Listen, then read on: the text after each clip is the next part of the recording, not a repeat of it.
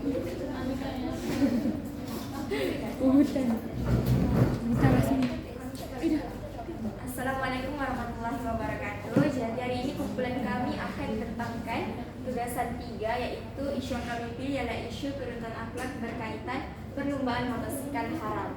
Jika ada apa-apa persoalan semasa kami membentang atau selepas membentang, bolehlah diajukan. Okey, pengenalan mengenai perlumbaan motosikal haram. Keruntuhan akhlak yang berlaku seperti perlumbaan motosikal haram. Jadi apa sebenarnya perlumbaan motosikal haram ini? Perlumbaan motosikal haram merupakan perlumbaan bermotor dan menawarkan ganjaran lumayan. Maksudnya perlumbaan ini diorang lakukan tanpa kebenaran daripada pihak berkuasa dan menawarkan ganjaran lah, contohnya macam duit kalau diorang menangkan.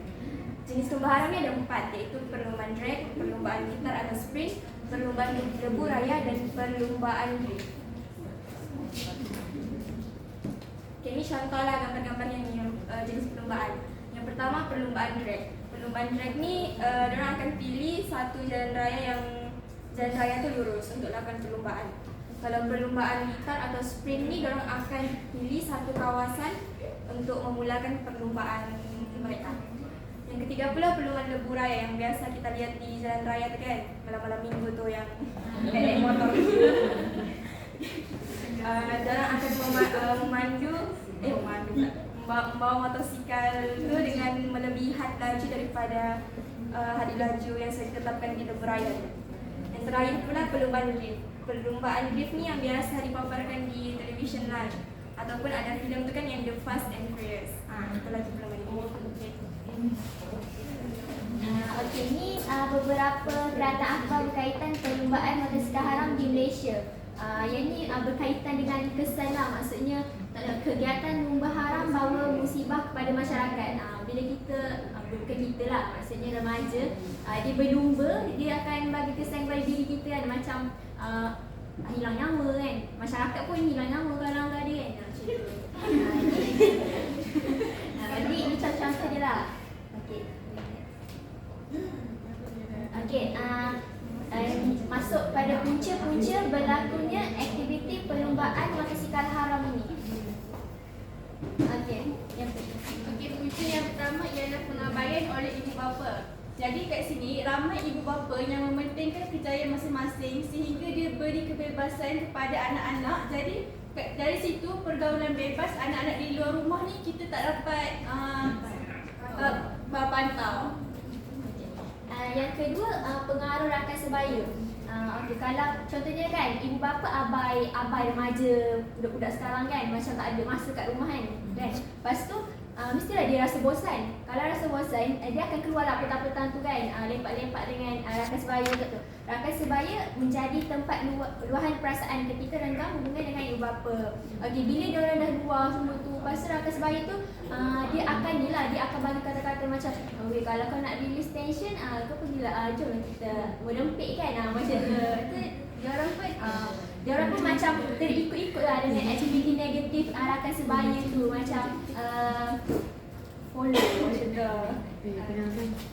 Okey, yang ketiga pengaruh media massa. Okey, pada masa sekarang ni kita dapat tahu media massa ni semua kalangan masyarakat guna kan. Jadi kanak-kanak boleh melihat aksi-aksi yang negatif di media sosial seperti melalui Instagram, Facebook dan Twitter. Kan remaja ni dia mempunyai keinginan rasa ingin mencuba yang tinggi. Jadi melalui media massa ni mereka dapat terpengaruhi dalam perlumbaan motosikal haram. Seterusnya penguatkasan bangunan yang lemah, iaitu pihak kerajaan memandang remeh tentang gejala ini. Maksudnya dia adalah penguatkuasaan bangunan itu ditetapkan. Jadi remaja ini dia bebas melakukan perlumbaan motosikal haram di mana jua disebabkan tiada denda yang dikenakan kepada remaja yang melakukan perlumbaan motosikal haram. Okey, akhir sekali kemudahan di lumba yang terhad. Kemudahan di lumba yang terhad ni, macam kita tahu kat Malaysia ni dia ada litar lumba yang macam untuk berlawanan antarabangsa mangsa je kan. Macam contohnya perlumbaan Malaysian Cup Prix yang macam kita kat TV tu kan. Kalau untuk yang macam remaja untuk berlumba ni tak ada. So maknanya diorang memilih jalan untuk berlumba di jalan raya je. Macam kalau kat jalan raya tu ikutlah kat kawasan taman ke, kawasan orang lalang balik kerja pukul 5 tu kan. So maknanya macam bahayalah kan. Boleh menyebabkan kemalangan, hilang nyawa kan, macam tu. So berlakulah kemalangan jalan raya kalau remaja ni terbabit dalam perlumbaan motosikal haram ni. Itu punca-punca dia. Okey. Terusnya kita pergi kepada langkah-langkah untuk mengatasi isu perlumbaan motosikal haram berpandukan penghayatan akidah, ibadat dan akhlak Islamiah. Okey, maksud penghayatan akidah, ibadat dan akhlak Islamiah. Okey, berdasarkan akidah mengikut bahasa, ikatan atau perjanjian, dan istilah dia keimanan, kepercayaan dan keyakinan hati kepada Allah Subhanahu Wa Taala yang telah berpegang pada dua kalimah syahadah. Manakala maksud akhlak Islamiah, tingkah laku dan perbuatan yang baik dan terpuji sesuai dengan tuntutan Al-Quran dan Sunnah. Jadi terdapat sifat mahmudah dan sifat mazmumah. Okey, maksud ibadat ialah seorang hamba yang menunjukkan ketaatan, mengerjakan perintahnya dan menjauhi larangannya. Okay. Yang pertama, langkah-langkah untuk mengatasi isu ni adalah peranan diri sendiri. Okey, first memang kena kat diri kita sendiri lah kan. Kita kena ubah diri kita. Yang pertama, kita perlu menyedari perbuatan negatif tersebut salah di sisi Allah Subhanahu Wa Taala. Kalau macam contohnya kan, kita bila waktu malam sebelum tidur tu kita berfikir, maksudnya muhasabah diri.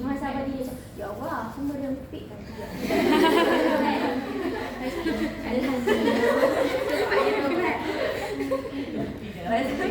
Okey, kita menyedarilah perbuatan negatif kita tu.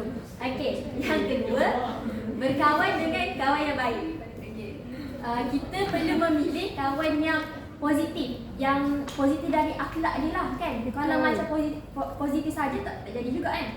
Macam dari segi akhlak yang mulia, kawan yang mempunyai macam membimbing kita ke arah kebaikan, seperti contohnya mengajak kita ke masjid kan untuk solat. Pisah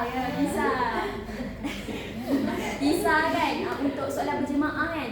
Lepas tu mengaji bersama-sama. Contoh kita tadarus Al-Quran kan.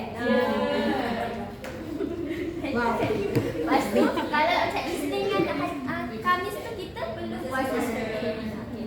Secara tak langsung apabila kita berkawan dengan kawan yang baik ni, akhlak kita pun terikut dengan akhlak dia. Maksudnya connection macam tu kan. Lepas tu yang ketiga, mendekatkan diri dengan Allah Subhanahu Wa Taala. Yang ni semestinya lah sentiasa melakukan amal ibadat. Seperti selepas solat kita perlu solat sunat kan. Okey, dari melalui kita memantapkan diri kita beribadat dengan Allah ni, kita dapat mengukuhkan iman dalam diri kita.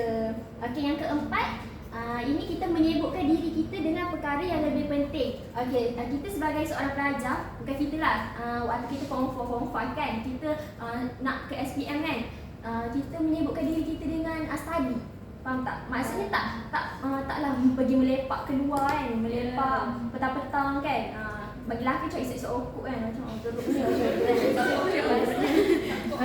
lepas tu waktu malam tu kita perlulah fokus study. Maksudnya set dalam mindset kita, aku kena fokus study, aku tak boleh keluar rumah macam tu kan. Nanti aku terjebak dalam gejala motosikal haram ni, perlumbaan motosikal haram ni. So tiada masa untuk melakukan aktiviti-aktiviti negatif seperti merempit. Sekali perlulah menyayangi diri sendiri. Okey, yang kedua, peranan pihak sekolah. Okey, yang pertama, kaunselor sekolah perlu mengadakan program kesedaran diri ataupun kempen cegah perlumbaan motosikal haram ni dekat kalangan pelajar sekolah. Melalui kempen ni kan. Kempen ni kalau kita buat kempen kan diorang bagi ceramah yang selalu kan. Tapi perlulah ada macam contohnya cikgu disiplin dekat situ. Faham tak? Maksudnya kalau buat ceramah saja kan budak kan tidur kan. Kalau macam ada cikgu disiplin kan, merayau supaya orang tu, orang macam macam tu. Lepas tu dengan cara ni, pihak sekolah perlu mewajibkan kehadiran para pelajar untuk mendengar ceramah program kesedaran diri ni. Melalui ini dia dapat membukalah hati dia sikit kan, macam ke arah kebaikan, macam tu. Lepas tu dengan cara ini pelajar takut untuk terjerumus dalam gejala mak rempit ini. Kerana contohnya dalam dia mengadakan program kesedaran diri ni, dia punya isi-isi penting dia macam kalau korang merempit, korang akan menghilangkan nyawa korang macam tu je dengan kemalangan yang tragis. Macam tu, sisi lah kan. Lepas tu yang kedua, guru kelas membawa pelajar yang terjebak dengan gejala ini berjumpa dengan kaunselor. Biasanya yang kenal pelajar-pelajar dia adalah guru kelas kan, maksudnya guru sendiri kan. Dia kenal lah pelajar ni bermasalah, pelajar ni baik, pelajar ni cantik macam tu kan. So dia ambil pelajar yang masalah ni pergi berjumpa dengan para kaunselor kat sekolah tu untuk memberi nasihat dan inisiatif memperbaiki diri. Okey, yang ketiga, of course lah, berjumpa dengan ustaz atau ustazah yang bertauliah untuk membimbing pelajar ke arah kebaikan. Maksudnya berjumpa tu maksudnya bukanlah waktu pembelajaran, maksudnya waktu lapang kat sekolah tu pergi jumpa ustaz dan ustazah. Contohnya dekat PISA kan, contohnya kan. Pergilah ustaz tolong dia solat sunat taubat, solat sunat kan, macam dekatkan diri dia dengan Allah kan, macam tu. Lepas tu seterusnya guru perlu menunjuk atau mengajar mereka akhlak yang baik sebagai seorang pelajar yang bergelar remaja. Okey, dari segi yang ini maksudnya sama ada guru tu tunjuk dekat diorang akhlak yang baik ataupun guru tu mengajar diorang akhlak yang baik. Maksud menunjuk akhlak yang baik tu maksudnya kalau balik sekolah kan, kalau balik sekolah guru tu biasanya ada guru bawa motor, kenderaan kan. Diorang perlu macam nampak budak-budak tengok dia kan, macam dia perlu slow lah bawa tu kan. Ayolah slow sangat kan, kau nak mati ke lah macam tu. Macam cermat. So macam budak-budak yang tengok tu macam macam tu cara dia, janganlah laju kan bawa motor tu kan. Lepas tu keluar sekolah pun cermat, berhemat. So diorang akan follow lah akhlak mulia guru yang ditunjukkan oleh guru tersebut. Tidak akhir sekali, sentiasa mengingati mereka berpegang kepada akidah yang benar supaya dapat menguatkan keimanan mereka. Okey, ini rumusan lah. Melalui akidah, melalui penerapan akidah yang baik, pihak sekolah dan guru dapat mengukuhkan keimanan dalam diri pelajar dengan cara sentiasa mengingati pelajar tentang ilmu keagamaan seperti rukun iman, rukun Islam. Hal ini supaya dapat meningkatkan keyakinan, keimanan dan kepercayaan para pelajar terhadap agama Islam dengan lebih mantap. Sebagai contoh, mengenali Allah, mengenali Rasul, mengenali hari-hari kebangkitan. Okey, oleh itu dengan adanya akidah yang mantap, pelajar terbabit dengan gejala perlembagaan masa sekarang ini dapat menyiasati perbuatannya dan menjauhi diri daripada melakukan perkara-perkara yang dibenci oleh Allah. Okay. Melalui ibadat pula, melalui inisiatif pihak sekolah tadi, dia dapat mendekatkan diri pelajar ke arah kebaikan. Seperti ni, sebelum balik sekolah, semua pelajar wajib menunaikan solat fardu zuhur di surau sekolah secara berjemaah. Jika waktu subjek PAI, ustaz-ustazah mengajar dan mendidik mereka melakukan amal ibadat yang lebih lagi. Contohnya selalu bersedekah, solat sunat selepas solat 5 waktu kan, secara khusyuk, membaca Al-Quran. Dengan inisiatif ini dapat meningkatkan keimanan dalam diri mereka, sekaligus mereka dapat berfikir yang mana baik dan yang mana buruk. Dan melalui akhlak pula, melalui pengajaran akhlak yang baik di sekolah macam tadi, dapat mempraktikkan para pelajar dengan akhlak yang mulia. Sebagai contoh, guru mengajar apakah akhlak-akhlak yang baik seperti yang saya cakap tadi kan. So Allah Subhanahu Wa Taala akan merahmati kehidupan seorang yang berakhlak mulia. Dengan cara ini juga pelajar akan menyedari bahawa perlumbaan motivasi haram itu sebenarnya adalah perkara negatif yang tidak disukai oleh Allah. Saya dapat memupuk akhlak-akhlak yang baik dalam kalangan pelajar. Akmalul mu'minina imanan ahsanuhu khuluqan. Itu orang beriman yang paling sempurna imannya adalah yang terbaik akhlaknya. Hadis riwayat Tirmizi. Okey, seterusnya kita pergi kepada peranan keluarga. Okey, mula-mula ni kita pergi secara umum macam mana peranan keluarga ni, dan kemudian kita akan pergi kepada secara akidah, ibadat dan akhlak Islamiah. Okey, jadi semua orang mempunyai peranan dan tanggungjawab masing-masing kan. Jadi ibu bapa serta ahli keluarga yang telah dewasa seharusnya memberi perhatian dan kasih sayang yang cukup kepada keluarga yang lebih muda supaya mereka tidak terlibat dengan perlumbaan harami. Okey, macam kita tahu kan, ibu bapa kita ni sibuk kan, ada yang kerja, jadi tak boleh bagi kasih sayang. Sebab itulah anak-anak akan jadi dia tak cukup kasih sayang, dia akan cari benda yang boleh membahagikan dia. Jadi perlu meluangkan masa bersama ahli keluarga kita bagi memenuhi tuntutan kasih dan sayang sebagai seorang manusia. Apabila masa dapat diluangkan bersama, sesi perkongsian masalah dan luahan cerita daripada anak-anak akan berlaku. Waktu itulah macam anak-anak dibagi tahu, ibu tak cukup kasih sayang, ibu perlu macam luangkan masa lagi, macam tu. Kesan dia, hubungan silaturahim tu akan menjadi lebih akrab dan anak-anak tidak akan melakukan perkara yang tidak berfaedah dan membahayakan nyawa mereka. Selain itu, ibu bapa dan ahli keluarga berperanan mengawasi aktiviti dan tingkah laku mereka. Khususnya golongan remaja lah. Golongan remaja ni dia ada keberanian untuk macam mencuba. Dia macam nak try lah, macam best je. Jadi diorang ni kadang-kadang salah guna terhadap perkara yang tak betul. Contohnya mereka ni berani untuk menipu ibu bapa mereka tentang aktiviti yang diorang lakukan. Contohnya diorang cakap diorang nak pergi study, tapi sebenarnya diorang nak pergi berlumba haram, merempit. Oleh itu, ahli keluarga ni berperanan penting untuk menguasai aktiviti mereka dengan mengambil tahu nak pergi mana, dengan siapa, apa tujuan, supaya dapat mengelakkan jadi macam ni. So, ibu bapa ni dia kenalah berinteraksi dengan penuh hikmah untuk menasihati mereka. Sebab kita kan macam kalau orang tegur kita macam cara tidak berhemah, saya sendiri pun saya akan macam macam tak berkenan lah kan. Tapi kalau kita tegur dengan hikmah, bagi tahu kenapa, apa kesan dia, jadi anak muda ni, golongan kita ni dapat terima lah dengan baik. Okay, seterusnya ibu bapa memastikan anak-anak mereka dalam persekitaran yang positif. Pastikan anak-anak dia ni bergaul dengan rakan-rakan yang baik, jadi tak terpengaruh lah, dan tidak menyertai aktiviti yang tidak berfaedah. Contohlah anak dia ni memang jenis minat berempit bawa motor kan, kita salurkanlah dengan caranya betul. Maksudnya kan ada perlumbaan yang macam memang ada permainan yang dapat hadiah memang dibenarkan kan. So bagilah anak kita ni bagi aktif dalam sukan tu, sekurang-kurangnya dapat menaikkan nama Malaysia. Okey, melalui akidah. Firman Allah Subhanahu Taala yang bermaksud harta benda dan anak pinak itu adalah perhiasan hidup di dunia. Surah Al-Kahfi ayat 46. Yang pertama, anak-anak ni hendaklah diberi pendidikan yang sempurna seawal mungkin, bermula dari kandungan lagi. Maksudnya di sini cara ibu bapa tu membesarkan anak mengikut panduan Islam. Maksudnya waktu anak tu dalam kandungan kan, ibu ni kenalah ambil pemakanan yang seimbang, sumber rezekinya halal. Macam ayah dia waktu isteri tengah mengandung ni, janganlah pergi berjudi, lepas tu dapat duit bagi anak isteri dia makan. So sebab itulah anak dia ni tak dapat nak jadi anak yang soleh. Sebab dari awal-awal kita dah tak jaga kan. Jadi waktu tu ayah dia ni kenalah cari rezeki yang halal.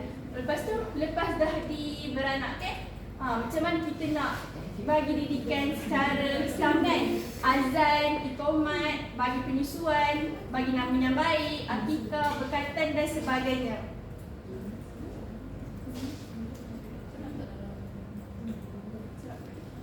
Okey, contoh kan, macam azan dan iqamat, hendaklah segera diazankan di telinga kanan dan iqamat di telinga kiri sebagaimana hadis Rasulullah SAW yang bermaksud sesiapa yang baru melahirkan anaknya lalu diazankan di telinga kanan dan diiqamat di telinga kirinya, nescaya anak tersebut akan terhindar daripada penyakit sawan dan angkara syaitan. Cara kita nak besarkan anak kita tu. Okey, seterusnya macam penyusuan. Susu ibu merupakan makanan semula jadi bayi, dia membina kesihatan dan tenaga. Seterusnya memberi nama. Tanggungjawab siapa nak bagi nama elok ni? Mestilah tanggungjawab ibu bapa. Dan dapat memberi anak yang baik sebagaimana hadis Nabi SAW yang bermaksud tugas dan tanggungjawab bapa terhadap anaknya ialah memperelokkan nama anaknya dan juga adabnya, hadis riwayat Al-Bahaki. Segitunya dengan yang lain lah. Jadi dari situ kita dapat melahirkan anak yang soleh, iaitu berjaya dunia dan akhirat. Kemudian ketika anak-anak masih kecil, berilah didikan menurut syariat Islam. Didik anak-anak kita ni ke jalan yang diredai oleh Allah. Mengajar dia tentang ilmu yang dapat perangsang bagi memperkayakan ilmu Islamnya, supaya mereka ni yakin dan berpegang teguh dengan agama Islam sejak kecil. Kita boleh cerita pasal perkara-perkara syariat tentang kewujudan syurga, neraka, semua ni, bagi tahu macam mana supaya dari kecil ni diorang percaya, oh aku berada dalam agama yang betul, agama Islam. Macam tu. Seterusnya, setelah remaja, ajaran-ajaran agama Islam yang berkaitan akidah perlu diajar secara terperinci supaya mereka ni mengetahui, memahami dan dapat menghayatinya. Dengan demikian, mereka tak akan mudah terpengaruh dengan ajaran-ajaran yang menyeleweng. Jadi automatik amal ibadat dan akhlak mereka akan terpandu dengan betul. Okey, seterusnya melalui ibadat. Apa peranan ibu bapa ahli keluarga ni? Jadi dengan mengajar anak-anak mengerjakan sembahyang, mengaji Al-Quran dan melatih anak-anak berpuasa sejak kecil lagi. So jadi dari sini kita dapat meletup buluh biarlah daripada rebungnya. Kemudian meluangkan masa bersama-sama dengan anak untuk melakukan solat berjemaah dan melakukan tazkirah selepas solat maghrib. Kemudian membuat perbincangan ilmiah berkaitan agama dengan anak-anak. Selain itu, memberitahu mereka apa yang boleh dan apa yang tak boleh dilakukan dan berikan sebab supaya anak-anak ni dapat menerima teguran tersebut dengan hati yang terbuka. Mengajar dan mengajak anak-anak ini untuk puasa sunat pada hari Isnin dan Khamis, dan akhir sekali membawa anak-anak pergi ke program keagamaan seperti festival sunnah supaya masa terluang mereka ni diisi dengan perkara yang bermanfaat.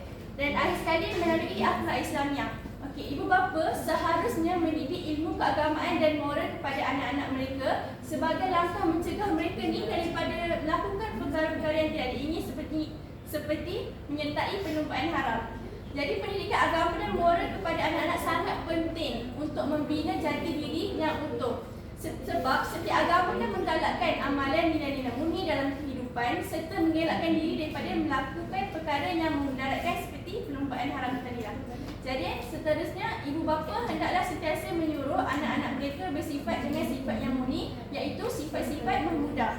Mereka juga mesti melarang anak-anak daripada melakukan perkara-perkara yang keji dan tidak elok, iaitu sifat mazmumah. Ibu bapa mesti menjadi contoh kepribadian yang baik. Dan akhir sekali, ibu bapa perlulah mengawal perilaku mereka dan membentuk perwatakan yang soleh, solehah, luar dan dalaman anak-anak. Kanak-kanak yang terdidik di atas asas iman yang benar dan kasih kepada Allah SWT dan Rasul SAW, dirinya ni akan sentiasa ingin melakukan perkara yang bersifat positif dan akan menolak segala perkara yang bersifat negatif kerana dia akan sentiasa merasakan bahawa Tuhan bersama dengan dia dan melihat segala perbuatannya. Jadi kat sini akhir sekali saya nak tutup berkaitan peranan keluarga ni dengan satu hadis. Izama ta ibnu Adam in qata'a ilmu ila min salas sadaqatu jariyah au ilmu yantafa'u bi au waladu salih yad'u lahu, rawahul Muslim. Maksudnya apabila mati anak Adam, terputuslah semua amalannya kecuali 3, iaitu sedekah jariyah, ilmu yang bermanfaat atau anak yang soleh yang sentiasa mendoakannya. Riwayat Muslim. Okey, yang ketiga, peranan media massa. Peningkatan media massa pada masa kini dapat memberikan impak yang besar kepada semua lapisan masyarakat, sama ada impak positif ataupun impak negatif. Keupayaan media massa dapat mempengaruhi hati dan minda manusia lebih lagi dalam kalangan remaja.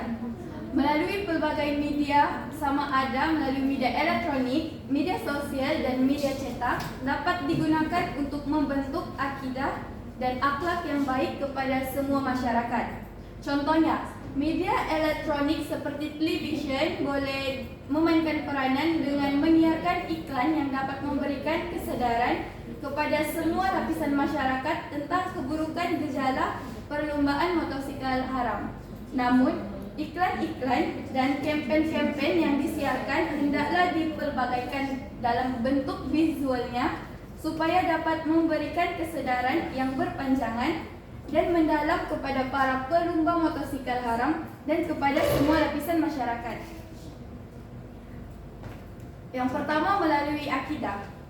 pihak yang bertanggung jawab ataupun diri kita sendiri juga boleh memperbanyakkan lagi program-program atau rancangan-rancangan keagamaan di media elektronik dan media sosial seperti melalui televisyen, YouTube dan sebagainya. Melalui adanya rancangan-rancangan tersebut, pembahasan berkaitan akidah yang baik dapat dibahaskan dan disampaikan oleh para penceramah dan sekaligus dapat menerapkan dan membentuk akidah-akidah yang baik kepada semua lapisan masyarakat, terutamanya dalam kalangan remaja. Contohnya, para penceramah boleh menyampaikan ceramah yang bertemakan akidah penyuluh kehidupan, pentingnya akidah dalam kehidupan dan banyak lagi. Dalam rancangan tersebut, keimanan seseorang akan dapat lebih ditingkatkan kerana mereka dapat memahami dan menghayati secara lebih terperinci berkaitan dengan akidah. Oleh itu, isu-isu yang kian berlaku pada kebelakangan ini seperti perlombaan motorsikal haram dapat dikurangkan dan dihapuskan dalam kalangan masyarakat, lebih-lebih lagi kepada golongan remaja pada masa kini. Yang kedua, melalui ibadah. Contohnya menghasilkan poster-poster yang dapat menarik berkaitan ibadat dan kemudiannya menyebarkan ke media-media sosial untuk mengajak dan menggalakkan orang ramai untuk melakukan ibadat wajib maupun ibadat umum. Antara ibadat wajib yang dapat mereka lakukan adalah seperti solat, manakala ibadat umum seperti sedekah, menolong ibu bapa dan banyak lagi. Melalui poster yang disebarkan, ini akan dapat mengajak semua lapisan masyarakat, lebih-lebih lagi golongan remaja untuk melaksanakan ibadat berbanding dengan melakukan perkara yang tidak berfaedah. Media massa merupakan satu platform yang paling berkesan dalam mendidik dan mengajak masyarakat dalam melakukan perkara yang berfaedah, termasuklah dalam aspek pelaksanaan ibadat. Hal ini kerana hampir semua lapisan umur lebih gemar untuk menggunakan media sosial dalam kehidupan. Oleh itu, melalui cara ini, gejala-gejala yang dapat meruntuhkan akhlak dapat dielakkan dan dikurangkan berlaku disebabkan mereka dapat melakukan berbagai perkara yang berfaedah dalam kehidupan mereka. Yang ketiga, melalui akhlak Islamiah. Penggunaan media massa dapat membentuk akhlak yang mahmudah dalam diri seseorang. Hal ini disebabkan melalui media massa, pelbagai alternatif yang boleh dilakukan oleh pelbagai pihak dalam membentuk akhlak yang baik seperti penghasilan poster atau video-video pendek dan dapat dikongsikan melalui media sosial.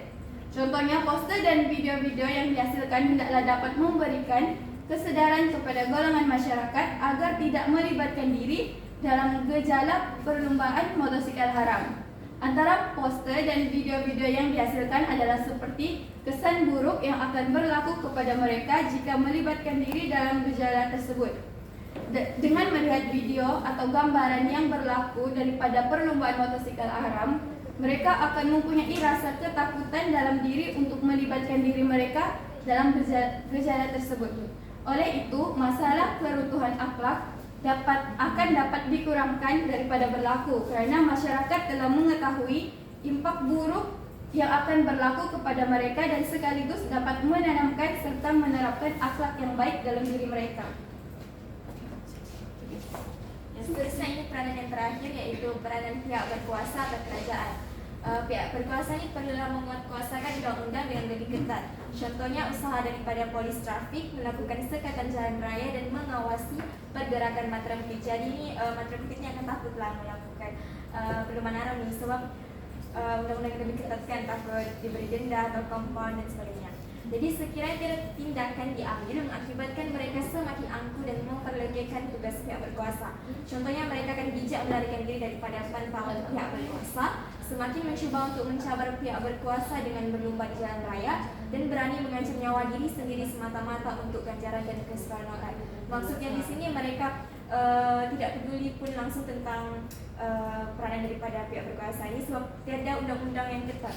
Lepas tu pihak berkuasa juga tidak jalankan orang punya kuasa itu dengan sebaiknya. Jadi mereka ini akan merasa sombong untuk bergiat aktif lagi dengan perlombaan haram ini. dan tidak memikirkan keselamatan nyawa diri mereka sendiri dan nyawa orang yang ada di jalan raya tersebut. Jadi tindakan tegas daripada pihak berkuasa amat diperlukan untuk menangani isu ini. Contohnya rendahan daripada pihak polis mestilah dilaksanakan supaya perlombaan motosikal haram dapat dikurangkan.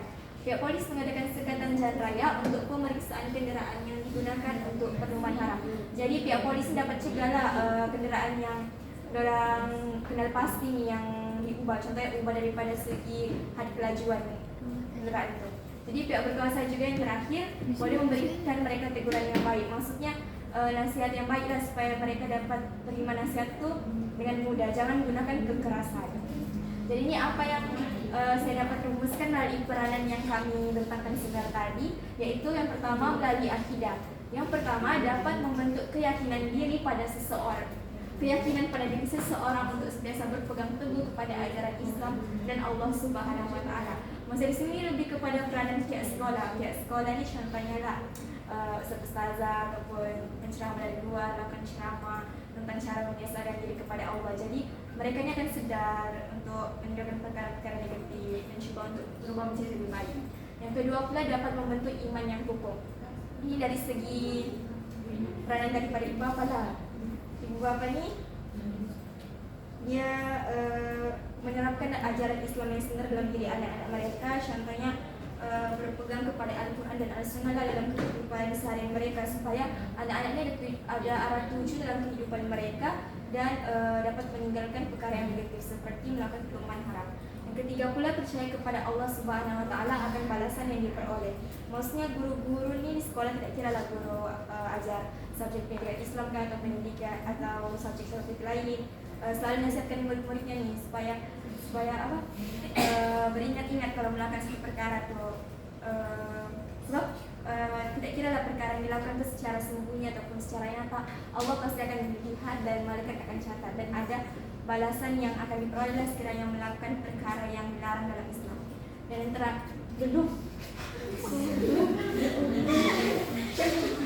yang terakhir mengubah diri ke arah yang lebih baik, berteruskan akidah yang sebenar. Masih di sini cubalah perlahan-lahan untuk berubah ke arah yang lebih baik untuk menyelesaikan diri kepada Allah. Yang kedua pula melalui ibadat, yaitu yang pertama banyak beramal saleh dan beribadah kepada Allah Subhanahu wa taala melalui perkara yang berlaku sebelum ini. Ini lebih kepada diri sendiri lah. Contoh lah kan dia mengalami kemalangan waktu perlombaan motosikal haram ni. Dia mengalami kecederaan yang teruk, lepas tu dia koma. Jadi tapi Allah masih beri lagi dia nafas, masih beri lagi dia nyawa untuk segera bertaubat. Jadi dia pun akan sedar dan banyak melakukan amal-amal soleh. Yang kedua pula memohon ampunan kepada Allah Subhanahu wa taala dengan bertaubat. Ini melalui peranan media massa. Media massa ni banyak memaparkan kisah dan iktibar yang boleh diteladani oleh semua orang, terutama golongan remaja ni, tentang pesan kepada diri mereka, pesan kepada masyarakat, keluarga dan agama lah sekiranya mereka melakukan perkara yang negatif ini. Jadi mereka pun akan sedar dan meninggalkan perkara-perkara yang dilarang dalam Islam. Dan ketiga pula sentiasa bersyukur atas peluang yang diberikan daripadanya. Ni macam yang kemalangan juga tu lah, dia kan akan bersyukur sebab Allah masih lagi beri peluang, Allah masih lagi sayang kepada dirinya supaya segera bertaubat. Yang keempat, menyadari perbuatan tersebut berdosa dan meninggalkan larangannya. Maksudnya ibu bapa biasa mengingati anak-anaknya lah supaya melakukan perbuatan yang baik dan meninggalkan perbuatan yang buruk. Sebab segala perkara yang buruk dilakukan itu akan mendapat balasan di akhirat kelak. Dan terakhir pula melalui akhlak Islamnya. Yang pertama merubah sikap kepada akhlak yang terpuji seperti sifat mahmudah dan menghindari sifat mazmumah. Ini melalui peranan ibu bapa lah menunjukkan sikap yang baik kepada anak-anaknya, contohnya taat kepada perintah Allah dan meninggalkan larangannya. Jadi anak-anak pun akan terikut sama mereka sedikit dan sejak kecil lagi kan. Yang kedua pula memilih kawan yang mampu membimbing ke arah kebaikan bukan ke arah kebatilan. Ini peran diri sendirilah, pilih kawan yang mampu membentuk akhlak yang baik untuk diri kita ni. Jangan pilih kawan yang buruk yang suka ajak kita ke arah yang negatif. Yang ketiga pula membentuk keazaman dalam diri untuk bersifat mahmudah. Maksudnya ibu bapa ni selalu terapkan dalam diri anak-anaknya supaya contohnya mengikuti sifat-sifat Rasulullah meninggalkan perkara-perkara yang buruk. Dan terakhir pula, berlapang dada menerima segala nasihat, teguran dan peraturan yang saya tetapkan. Ini peran daripada pihak berkuasa lah yang menjalankan undang-undang ini. Jadi mereka perlulah ikut untuk tunjukkan akhlak yang baik. Dan ini kesimpulannya daripada apa yang kami bentangkan tentang isu ini ialah isu keruntuhan akhlak ini perlu diberi perhatian terutamanya kepada golongan remaja supaya mereka tidak hanyut kepada hal duniawi dan tiada pegangan iman yang gugur dalam jati diri. Sekiranya isu ini tidak diambil cakna, maka akan meruntuhkan agama, maruah masyarakat, keluarga dan negara. Agama Islam juga akan dipandang serong melalui gejala sosial yang semakin besar berlaku. Oleh itu, langkah-langkah yang diberikan ini semoga dapat memberi iktibar dan membuka mata serta hati masyarakat terutama golongan remaja untuk tidak terlibat dengan perkara yang merugikan dan memberi dosa. Oke, itu saja. Sekian, terima kasih.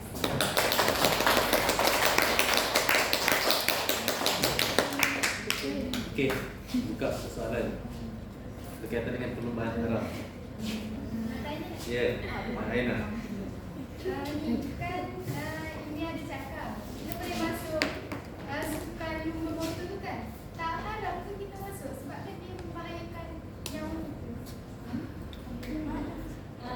Tapi kan dia di saluran yang betul. Jadi tak berdosa lah kan? Jadi halal. Bukan sebab macam dia dibenarkan. Maksudnya kita ada macam diambil balik pasal keselamatan orang yang bawa tu kan, ada macam orang yang kalau ada orang jatuh akan ada orang yang akan pergi lepas tu akan tak maksudnya di keselamatan tu diberi perhatian lah dalam sukan tu. Ada bomba.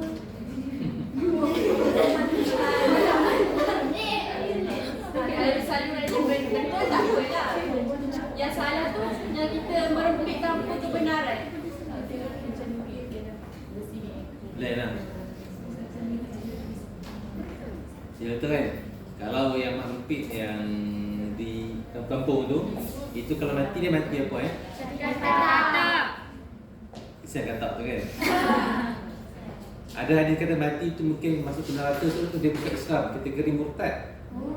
Ya, sebab dia mencari dia mencari mati tu. Okey, bukan mati tu banyak kat dia. Dia tahu dah kalau dia accident tu dia akan mati. Kan dia yang minta jadi mati. Okey, macam bunuh diri juga kan. Kalau kita gantung, kita mati gantung tu kan. So dia yang nak pergi. Ada hadis tu kata sampai level tu kalau merempit dia tu kategori macam murtad juga sebenarnya. Sebab tu kalau kita nak bagi ceramah kepada budak, tunjuk je yang gambar-gambar kemudian cakap je mati memang tak masuk syurga pun. Sebab awak level yang murtad. Deep dia kan. Murtad sikit kan dia orang macam remaja hari ni kalau majoriti orang apa? Islam Melayu. Jarang lah India, ada lah India pun, tapi majoriti yang situasi kat sekolah saya dulu lah. Yang duk pom-pomen mutu-mutu tu semua budak kita. Kan? Sedih, sayang. Pelajaran out, memang out. Budak-budak macam ni.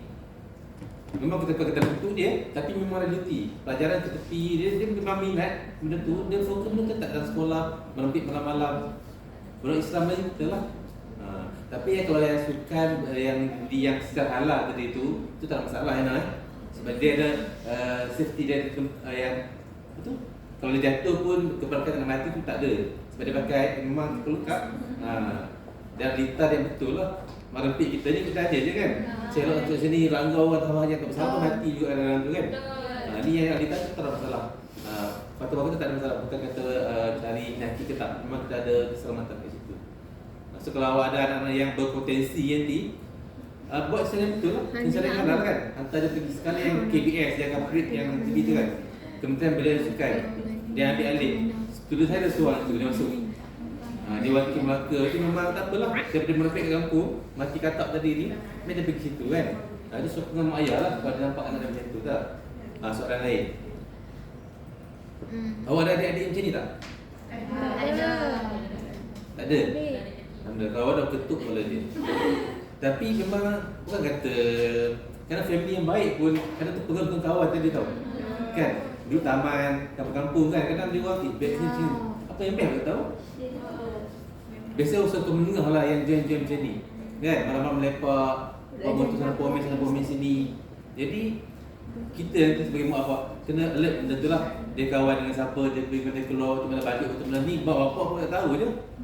balik bila mak pun dah kerja letih, memang tak tahu pasal anak-anak. Itu realitinya. Kan? So nanti kita nak anak yang baik lah, tapi kadang-kadang ujian. Kan? Mak ayah ustaz lah. Ada juga kan yang buat dia ustaz dan ustazah, anak memang dahsyat. Kan? Tapi itu ujian. So kita kena didik yang betul lah. Takut-takut meninggalkan macam tu. Yang saya diserahkan, saya tak nak macam tu. Olympic ni memang isu negara sebenarnya kan. Kalau kita balik ke highway tu, betul-betul terbang, bukan kita pula ke tepi ni, kita bawa kereta ni, kita tepi bagi laluan untuk dia, bukan dia bagi laluan untuk kita bagi laluan untuk dia pula. Untuk ramai-ramai, kita menjadi takut kan. Ramai belakang ni motor macam-macam, terbang semua menjadi tu budak Melayu. Cuba tengok, tu kalau mati, berselerak, berkecai otak kat situ, dia tak fikir. Dia fikir seronok je. Yang penting dia puas hati. Kan, dengan bangga je boleh speed dan sebagainya kan. Itu dia remaja. Terutamanya orang Islam kita lah sedih. Boleh? Ada soalan lain lagi? Untuk dibahas kan? Apa hukumannya kalau lepik-lepik tu? Sebab tak ada. Tak ada Islam bersebab. Saya rasa berdosa sebab dia dah tahu benda tu membahayakan nyawa dia. Lepas tu dia buat kan, agama melarang kita buat benda yang membahayakan nyawa. Hukum ni haram lah. Kat Malaysia ni hukuman ni apa? Hukuman. Kau hukum hukuman. Penjara kan? Dia pun nak belok. Penjara sebab tak ada. Sebab tak nak. Tak ada. Denda berapa ribu gitu lah kan. Keluar buat balik. Ya. Sampai pun sudah. Tak ada jalan penyelesaian juga. Okey. Ada lain macam? Aina. Kata. Okey kan cakap kalau nak elak yang ni kan kena kawan dengan yang lain kan. Masa kalau yang jadi ada sebab bini kan, kalau yang baik kawan. Aina lah. Ada kan penting dia. Tak, sebenarnya paling bagus kita kawan dengan yang baik untuk diri kita, dan kita juga dalam masa sama bantu yang bukan yang buruk, macam yang baik ni, supaya dia sama-sama ikut kita yang insya-Allah ni. Sebab dia maybe dia tak sedar kan. Kita yang dah sedar ni kawan yang baik ni, kita tarik dia sekali.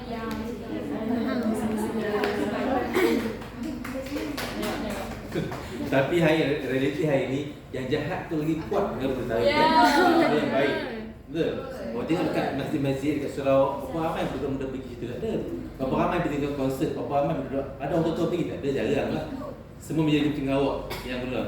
Itu cabaran lah, cabaran kan. Kita tarik orang jadi baik tu sangat cabar. Ramai nak keseronokan. Dia budak kan. Mana pergi enjoy happy ni stres apa tahu? Kan budak sekolah nak kata stres apa? Dia bukan nak kerja apa pun kan. Duit mak ayah bagi. Pergi belajar saja tu pun stres. Susah tu standard lah. Kita nak belajar kan. Yang kita pergi merepek cara dia, tapi salah konsep. Kan, dia akan stres je kan. Lain ada lagi. Sabar bentar lah. Okey. Lain ada soalan lagi? Paniau sebagai pendidik kena didik betul-betul lah. Pada sekolah cakap betul-betul apa realitinya budak. Sebab awak akan didik budak-budak ni, awak generasi apa akan didik budak sekarang ni? Alpha. Ya, Alpha ni akan hidup 30 tahun lagi. Dia akan bekerja tahun 2034. Ni awak kena ni, awak keluar ni, awak akan jadi 2034 apa kejaya waktu tu. Macam mana hidup dia waktu tu kan? So awak dah sekarang ni, awak kena plan betul-betul macam mana awak didik dia supaya tak ada lagi berlaku macam sekarang. Apa tu awak akan didik Gen Alpha. Alpha tu yang berbuat sekarang ni. Jadi hantu sekarang ni. Dia akan kerja tahun 2034 nanti. Macam mana hidupan dia tu peranan kamu sebagai pendidik. Okey. Saya cakap Okey, terima kasih kepada pemerintah. Okey, next.